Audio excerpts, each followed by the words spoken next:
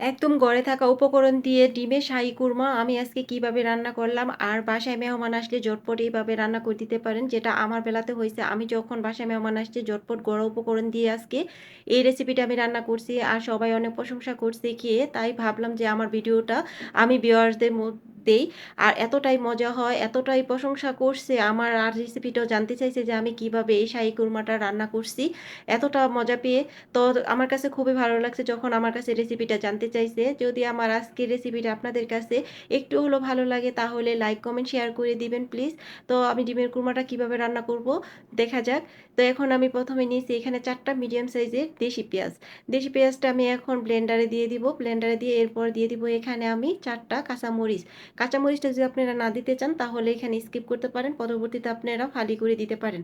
এরপর দিয়ে দেবো সামান্য একটু পানি, পানিটা দিয়ে আমি ব্লেন্ড করে নেব। আর এখানে প্যানে দিয়ে দিয়েছি পরিমাণ মতো তেল।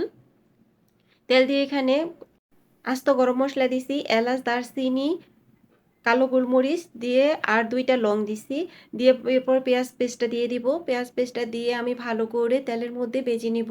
আর পেঁয়াজ পেস্টটা আমার তেলের মধ্যে ভাজতে সময় লাগছে 5 মিনিট।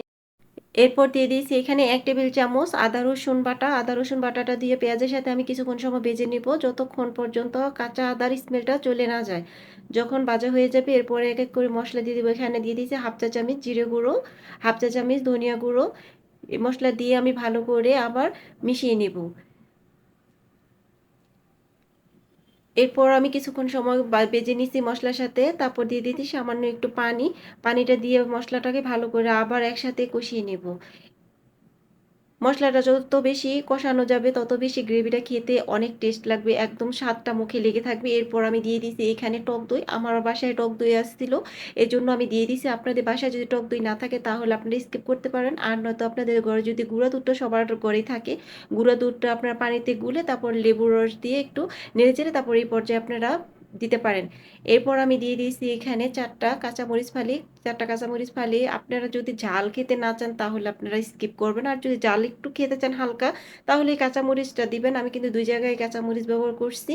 তো এরপর আমি মশলাটা কষিয়ে নিচ্ছি আর দিয়ে দিচ্ছি কিন্তু আমি স্বাদ মতো লবণ। আর মশলাটা কষানো হয়ে গেলে প্রায় যখন হয়ে যাবে কাছাকাছি তখন দিয়ে দিছি আমি এখানে হাফ চা চামচ থেকেও কম গরম মশলা গুঁড়া। গরম মশলাটা গুঁড়া কিছুক্ষণ সময় দিয়ে আমি ভালো করে একটু নেড়ে চেড়ে নিচ্ছি। এরপর আমি দিয়ে দিব ডিম, আর ডিমটা আমি একটু চিরচির করে কেটে নিয়েছি যেন ডিমের ভিতরে মশলাটা ঢুকি। আপনারা দেখতে পাচ্ছেন আমি বেশি কিন্তু কাটিনি, যদি বেশি কাটতে যান সাবধানে কাটবেন, ডিম বেশি কেটে গেলে কিন্তু ফালি হয়ে যাবে, তখন কিন্তু মানে ভালো লাগবে না দেখতে ডিমের কুরমাগুলা। তো এরপর দিয়ে দিয়েছি আমি ডিম মশলার মধ্যে, ডিমটা দিয়ে আমি কিছুক্ষণ সময় কষিয়ে নিব নেড়ে চেড়ে। এরপর আমি এখানে দিয়ে দিব লিকুইড দুধ। লিকুইড দুধটা এখানে আপনারা যদি দুধ না দিতে চান তাহলে পানি দিতে পারেন দুধের বদল। আমার ঘরে দুধ ছিল এই জন্য আমি দুধটা দিছি।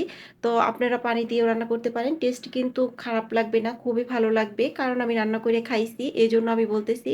খারাপটা কখনো আমি ভিডিওতে দিব না যেন আমার ভিউয়ার্সরা মানে খেয়ে বলে যে মজা হয়নি। যে রেসিপিটা আমার কাছে ভালো লাগে এবং বাসায় সবাই প্রশংসা করে ওই রেসিপিটা আমি ভিডিওতে দেই আমার ভিউয়ার্সদের জন্য।